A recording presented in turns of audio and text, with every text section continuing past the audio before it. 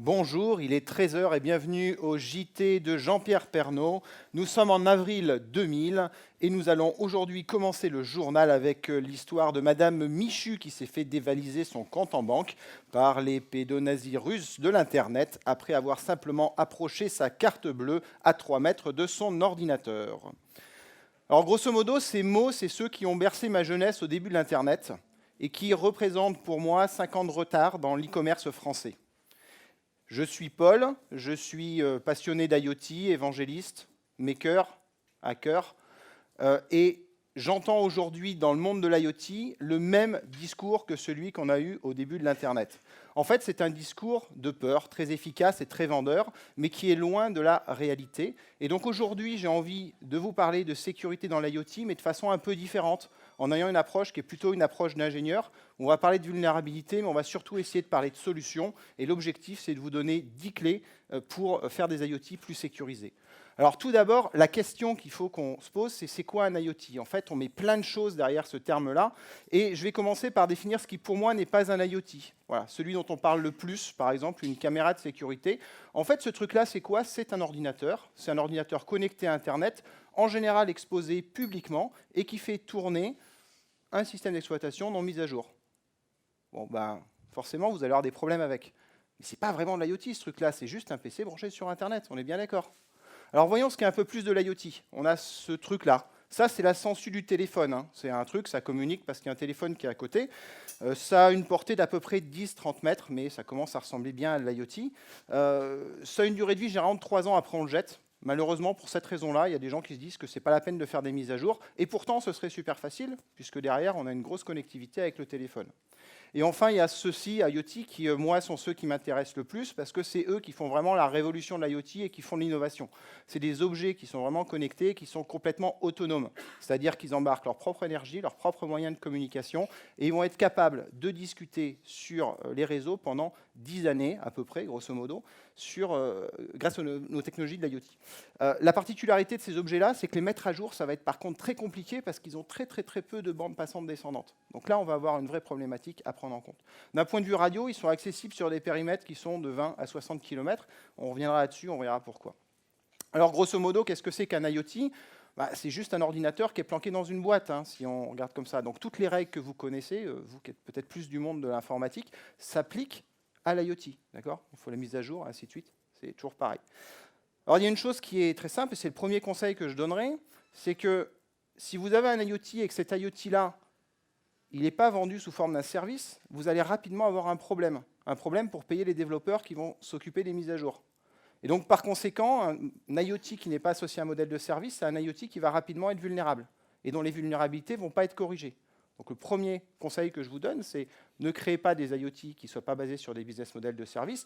Et le deuxième que je donne, puisque dans la salle où j'ai des développeurs, c'est refuser de bosser pour une boîte qui vous propose un modèle d'IoT qui ne soit pas basé sur du service. Déjà parce qu'au bout de 2 ans, on va vous virer.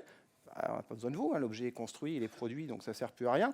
Et le deuxième, c'est qu'en fait, vous êtes la première source de failles de sécurité si vous acceptez de bosser pour des gens qui sont basés sur ce principe-là.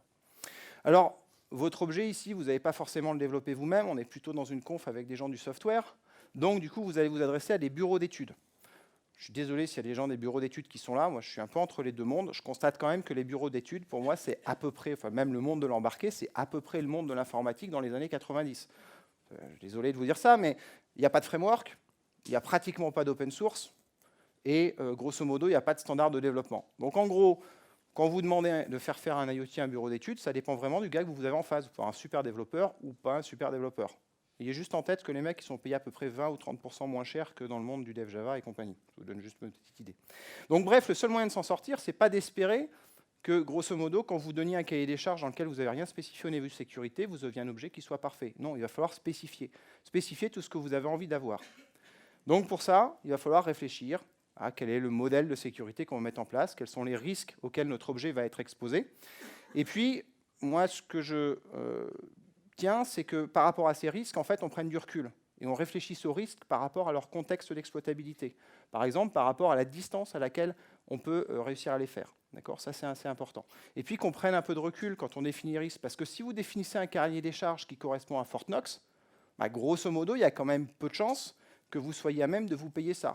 Et même si vous faites ça, il y a peu de chances qu'à la fin, ce soit totalement sécurisé.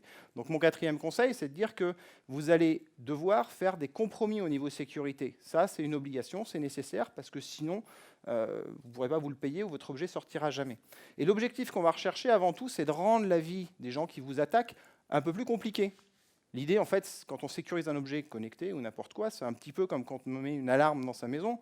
Avant tout, l'objectif, c'est pas d'empêcher forcément les voleurs de rentrer chez vous, mais c'est plutôt qu'ils aillent rentrer chez votre voisin.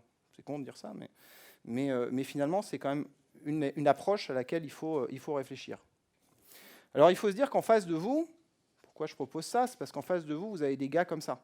Bon, là, il y a Charlie Miller d'un côté, l'autre, je perds toujours son nom. Il faut se dire que ces gens-là, ce n'est pas vos ennemis. Hein. Ça, c'est des chercheurs en sécurité. Mais par contre, c'est votre cauchemar. Pourquoi c'est votre cauchemar? Parce qu'en fait, leur business à eux, c'est de se faire une réputation basée sur les vulnérabilités qu'il y a dans vos produits. L'exploitabilité, ils s'en foutent complètement. Hein. Ce qui leur importe, c'est qu'il y ait une vulnérabilité et qu'on puisse en parler dans une conférence. Donc ça, c'est des impacts. Ils ont fait énormément de buzz en attaquant des Jeeps. Il faut savoir que le premier acte qu'ils ont fait pour attaquer la Jeep, il fallait d'abord rentrer dans la Jeep et mettre un dongle à l'intérieur. Vulnérabilité claire, exploitabilité, si je veux faire du mal à quelqu'un, je coupe les freins, low-tech, plus simple. D'accord? Après, ils ont amélioré le truc. Hein. Maintenant, ils arrivent à le faire sans mettre de dongle à l'intérieur. Donc, ils sont quand même doués. Donc, voilà, donc ces gens-là, c'est ceux qui vont vous pousser, c'est ceux qui font le buzz. Mais quand on va réfléchir en termes de sécurité, il faut prendre leurs inputs, mais il faut se dire qu'on sera toujours potentiellement vulnérable. La question, c'est est-ce exploitable? Je vous prends un autre exemple de choses dont on entend beaucoup parler. Le thermostat connecté qui va vous demander un bitcoin pour pouvoir reprendre le contrôle de votre chauffage. Alors ça, c'est vrai, hein, il y a une vraie vulnérabilité derrière. Elle n'est pas très compliquée à mettre en œuvre. Il faut rentrer chez la personne, ensuite il faut aller sur le thermostat connecté, il faut l'ouvrir, il faut mettre une carte SD à l'intérieur. Grâce à ça, vous pouvez changer le fond d'écran et derrière, vous pouvez prendre un peu le contrôle. Moi, je ne vous cache pas qu'un gars qui rentre chez moi, qui commence à faire ça, il repart, mais sans les genoux. D'accord? La batte de baseball, très efficace. D'accord? Donc vulnérabilité, oui, exploitabilité, zéro. D'accord? Donc ça, c'est important, on oublie souvent de le dire. Autre exemple, là, l'attaque d'une voiture avec un système de relais d'information. Alors ça marche, hein, pas de problème, hein, c'est vulnérable, c'est exploitable, il n'y a aucun souci. Bon, là, dans cet exemple, c'est 30 mètres la distance. C'est-à-dire qu'en fait, vous piquez la bagnole sous les yeux du mec. Alors là, pour le coup, tant qu'à se faire repérer, beaucoup plus low-tech qui marche à 100%, toujours la batte de baseball. Vous demandez gentiment au gars les clés, il va vous les donner. Énorme avantage, quand vous arrêterez avec la voiture après, je vous pourrez redémarrer. Très intéressant. Donc, est-ce qu'on doit dépenser de l'argent pour se protéger de ce genre de failles? J'en sais rien, il faut y réfléchir. D'accord? Mais finalement, on se protège de choses qui ne sont pas forcément réalistes. Donc, par rapport aux vulnérabilités, mon message, c'est de dire il faut prendre du recul, il faut les contextualiser. Il faut arrêter d'écouter tous les messages, de croire tout ce qu'il y a, de faire de l'over-engineering qui n'est pas forcément utile. Par contre, il faut avoir une approche d'ingénieur pour réfléchir à ça. Pourquoi je vous ai mis une petite chauve-souris à côté? C'est un rapport au sketch de Bigard sur les chauves-souris qui me revient en tête à chaque fois que j'entends ces trucs-là. Voilà. Et ce que je veux éviter, en fait, c'est que dans le message ambiant, on va dire que perdu pour perdu, à la limite, autant de rien faire. Et c'est un peu ce dont j'ai l'impression en IoT. J'aimerais bien un discours qui dénonce les solutions qui n'ont pas été mises en place plutôt que de dénoncer les vulnérabilités et leur exécution. Alors, je vous ai parlé de la distance, c'est un facteur qui est quand même très, très, très important dans la sécurité en général, et en particulier dans l'IoT. Plus l'attaquant va pouvoir être éloigné, et plus l'attaquant va être nombreux, hein, puisqu'on augmente la surface. Donc, grosso modo, on a une croissance exponentielle du nombre d'attaquants possible. Et puis, par ailleurs, plus on va pouvoir attaquer en étant complètement libre de le faire et avec le moins de risques possible, en toute impunité. D'accord? Donc, la surface qui est la plus exposée de votre IoT, ce n'est pas l'objet en lui-même, c'est la couche de service qui est au-dessus, c'est-à-dire finalement l'application mobile, le service web, le back-end. Et en fait, tout ça, ce n'est pas de la sécurité IoT, c'est de la sécurité de développement classique. Donc en fait, c'est de la sécurité qui est dans les mains des développeurs. Donc c'est rien de spécifique à l'IoT. On se demande pourquoi, des fois, on voit en IoT des choses qui sont moins sécures que sur Internet de façon classique. Il n'y a aucune raison, c'est la même chose qu'on est en train de faire. Tout ça, c'est du service web classique. Alors maintenant, quand on regarde à des distances qui sont les distances accessibles par l'IoT, on a d'abord tout ce qui est distance liée à la radio. Donc là, sur les IoT, on a vu, on est entre une quinzaine de mètres ou une trentaine de kilomètres. Et grosso modo, on est sur de l'ARF. Donc on vous fait plein de démos, et moi j'ai vu plein de démos sur l'ARF où ça a l'air simple. La SDR, la Software Defined Radio, ça a l'air d'être magique, on fait 2-3 trucs, ça marche. En fait, non, c'est super balèze. On va se le dire, il n'y a pas grand monde qui arrive. Et puis surtout, ce qui marche dans un labo, en général, ça marche beaucoup moins bien à l'extérieur en radio. parce que les clés SDR, elles ont une sensibilité qui n'est pas terrible aujourd'hui. Donc du coup, on fait des attaques qui ne sont pas à 30 km, mais qui sont à 40 cm ou à 2-3 mètres. Donc beaucoup de ces attaques-là sont quand même à relativiser. Maintenant, il faut bien se dire une chose, c'est que même ce qui ne marcherait pas bien aujourd'hui, ça marchera bien demain. D'accord? Parce que là, on est sur des horizons de 10 ans. Donc, il n'y a qu'une seule règle pour tout ce qui est la radio et qui résout 99% des problèmes qu'on a, qui est de chiffrer. Voilà, on chiffre. Il n'y a aucun protocole aujourd'hui d'IoT qui ne supporte pas nativement une couche de chiffrage. Celui qui vous dit l'inverse est un menteur. D'accord? Donc il suffit de l'implémenter, il faut prendre un petit peu d'énergie pour le faire, ça ne coûte pas très cher, et il faut le faire. Par contre, je passe un autre message, ne jamais faire confiance dans la couche de sécurité fournie par le protocole. Si vous vous demandez pourquoi, pensez web. Au début, c'était state of the art quand c'est sorti. Okay, le problème, c'est qu'il y a toujours des points d'accès qui supportent le web, parce que c'est dans des objets connectés, dans de l'embarqué, et l'embarqué, ça a une durée de vie qui peut être d'une dizaine d'années. Donc ça traîne toujours. Donc en votre IoT, ça va être exactement pareil.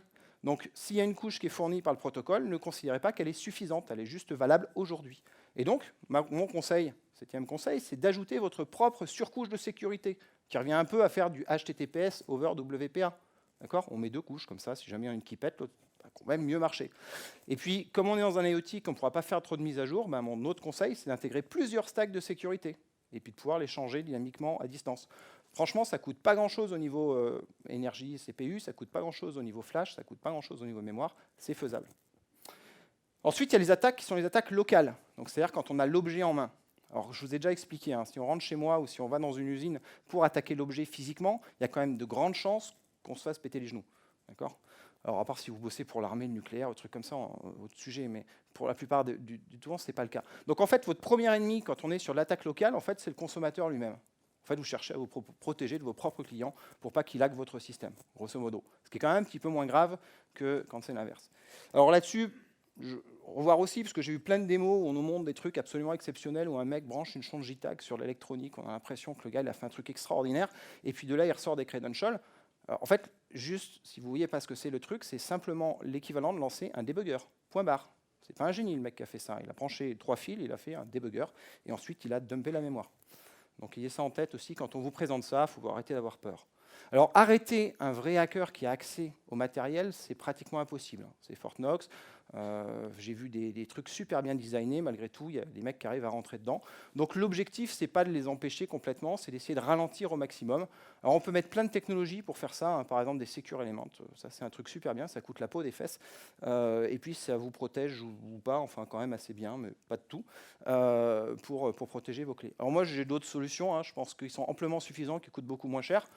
Vous noyez tout dans la résine, très efficace. Voilà. C'est low-tech aussi, marche bien. Et puis après, sinon, vous essayez juste de trouver des solutions pour ralentir, encore une fois. Le tout, c'est de ne pas faire des trucs idiots. Si vos ID, il ne faut pas qu'ils soient en clair dans la flash, mais on peut les protéger pour emmerder un petit peu le hacker, pour aller un peu plus loin. Et ce qui m'amène à des conseils d'hygiène, on va dire. Voilà, des conseils au niveau de l'implémentation. Donc j'en parlais des ID. J'ai vu des démos où on me dump et on me sort les clés. On sort les clés d'un device. Pourquoi? Parce qu'en fait, elles sont stockées sous forme de chaîne de caractères et en clair. Alors, une chaîne de caractères à trouver dans un espace mémoire, rien de plus simple, ça finit par un \0. Là, en plus, on sait qu'elles font 16 octets, donc la routine est quand même relativement facile à écrire. Okay, vous prenez la même chose, vous l'écrivez en binaire, déjà, vous avez gagné quand même pas mal de place. Et en plus, ça devient plus compliqué de trouver le début, la fin. Vous rajoutez ne serait-ce qu'un petit ou exclusif dessus, et hop, ça devient quand même plus compliqué à trouver sans avoir désassemblé le code. Donc vous avez mis une barrière à l'entrée qui évite que le gamin puisse arriver à vous attaquer. Donc on évite d'utiliser des choses qui sont en clair, on n'utilise jamais les mêmes ID, pas de mots de passe qui sont les mêmes pour tout, pas d'ID qui sont les mêmes sur tous les objets, d'accord? Sinon forcément il suffirait d'en hacker un pour tous les hacker. Et puis, je sais que quand on est développeur, moi je fais pas mal d'IoT, on adore mettre des backdoors, on adore mettre des traces, on adore mettre des fonctions de debug, c'est quand même super pratique. Mais quand on a un code qui fait 20 ou 30 K à la fin, c'est très vite désassemblé, analysé. Donc, un hacker qui va s'intéresser au système, il va vite le retrouver. Donc, on dégage ça quand on passe en prod. Voilà, les petites règles de base qui font que ça marche bien. Pour terminer, et pour résumer un peu ce que j'ai dit, je vais vous conter une histoire d'un collègue canadien qui résume un peu ce que je vous dis. En fait, c'est 2 amis qui sont en train de se promener dans la forêt, dans le Grand Nord, et qui tombent nez à nez avec un ours. Le premier se baisse et commence à refaire ses lacets. Et le deuxième le regarde et fait « Mais t'es fou, on n'arrivera jamais à courir plus vite que l'ours. » Le premier regarde et fait « Je suis désolé mon pote, mais ce qui est important, c'est juste que je cours plus vite que toi. » Voilà. Merci à vous.